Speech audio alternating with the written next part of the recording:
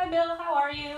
Good, how are you? Good, my name is Taylor. I'm going to be your occupational therapist. Have you ever received occupational therapy before? Mm-hmm. So you know a little bit about what we're about? Yeah. Alright, so we just kind of want to get you back to doing what you were used to doing before you got admitted to the hospital, your diagnosis, and your subacute stay now with us.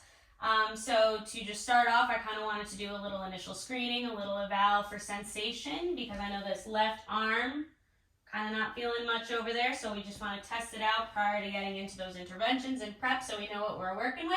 So I'm going to do touch, pain, and temperature. So starting with touch, I'm going to have you close your eyes. And I'm going to start on your right unimpaired side, and you just let me know if you feel me touching you, okay? Okay. Yes. Yes. Yes. Yes. Yes. Yes. Yes. All right, keep those eyes closed. I'm moving to the left side. You just let me know if I'm touching you, all right? Okay.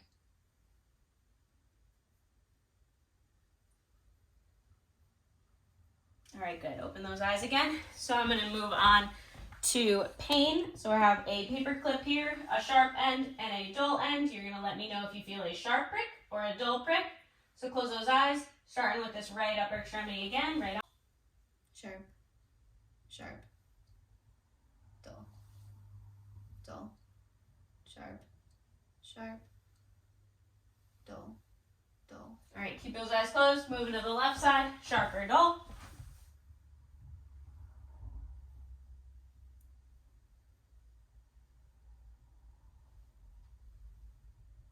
All right, good. Open those eyes again. Look at me right here. So we're going to do temperature now. So I have a container of hot water and cold water. You're going to let me know if you feel hot or cold. Close those eyes again, starting with your right. Hot. Cold. Hot. Hot. Cold. Cold. Hot. Good. Keep those eyes closed. Moving to the left side, hot or cold.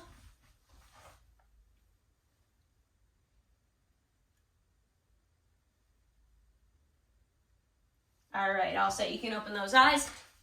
So just to reiterate the screenings, just to give us a little bit of insight into how that upper extremity is doing, how everything else is doing, so we can modify our interventions moving forward. So yeah, we can get right into it. Thank you, Bill.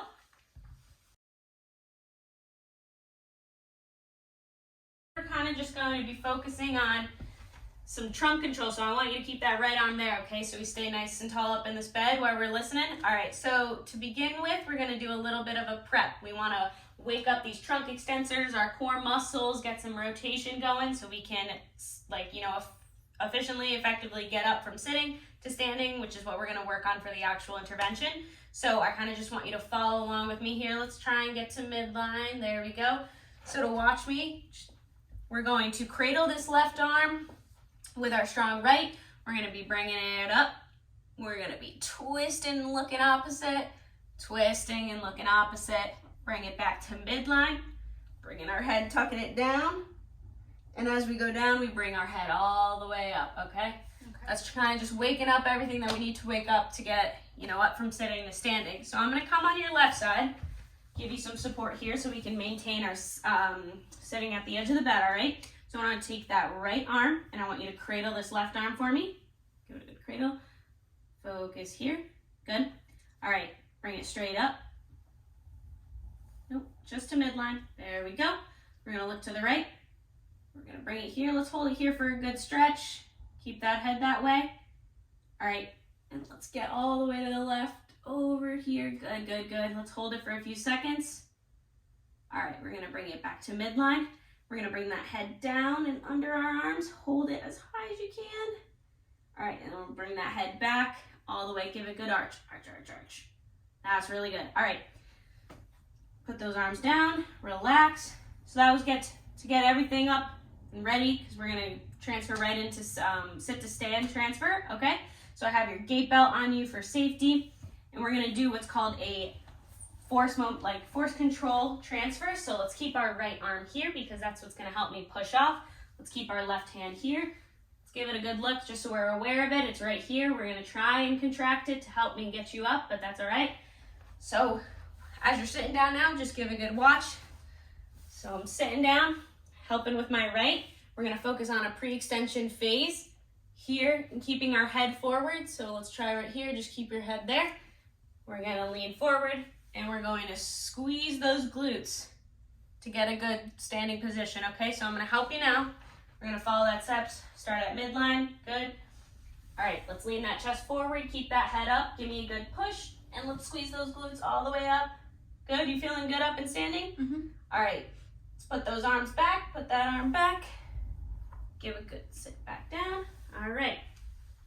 So the purpose of kind of doing this is because what we need to do to, sit to stand, it's super functional. We need to get up and moving in our day. So that's why we kind of wanted to work on it with you. We started with a prep to sort of engage all those muscles to enhance that transfer. And yeah, we're gonna move on to your upper extremity for the next part of the session. Good, how are you? Good. So we're just gonna work on a prep for our left arm because we kind of want to get it involved in a functional task today.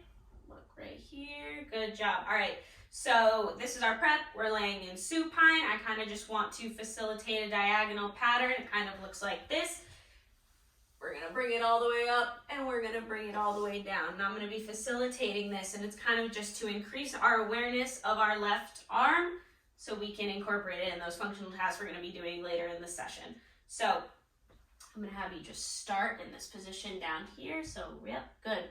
Follow this hand, okay? Whether it's coming down or it's coming up, okay? So we're just gonna do the pattern at first. So let's bring it here and let's bring it all the way up here. Follow it, good. Keep anchored to that hand, okay? Bringing it down. Good, let's do this a few times.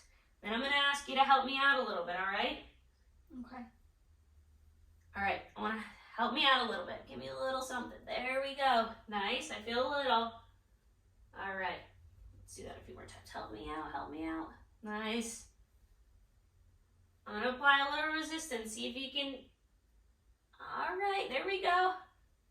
Down, keep following that hand. Bringing it up, up, up, up. Good. All right, and I'll bring it right back down here and good. Put it right back here.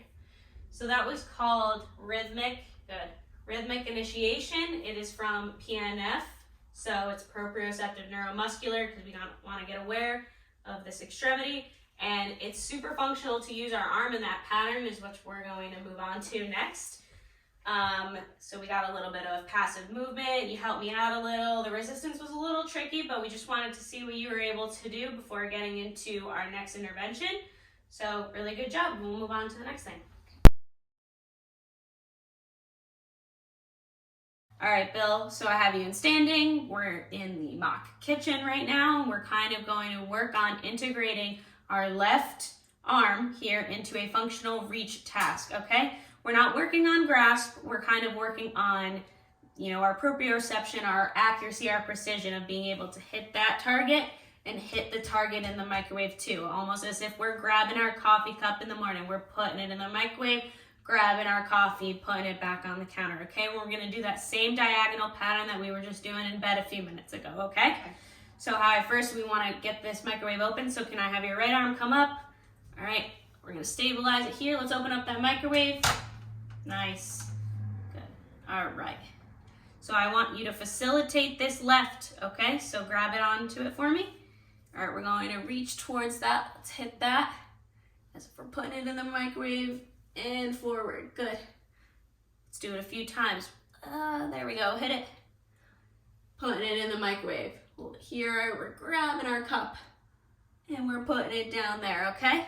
See how this would be functional, right? In the morning, we're grabbing our coffee, putting it in the microwave, taking it out. Good, and we're facilitating this diagonal, which can also apply to, grabbing something out of the counter or grabbing something, putting it in the dishwasher, all right? All right, let me have that right arm. Let's put it here. Close the microwave for me.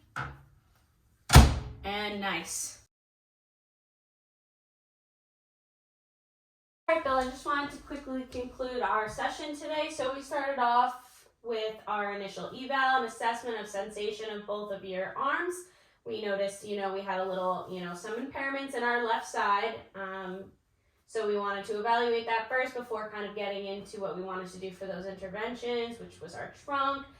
and, you know, activating those muscles so we could get an efficient sit to stand, which we practice on. And then we kind of moved on to some diagonal patterns that are super functional, especially with the tasks we did in the mock apartment, mock kitchen for, you know, reaching.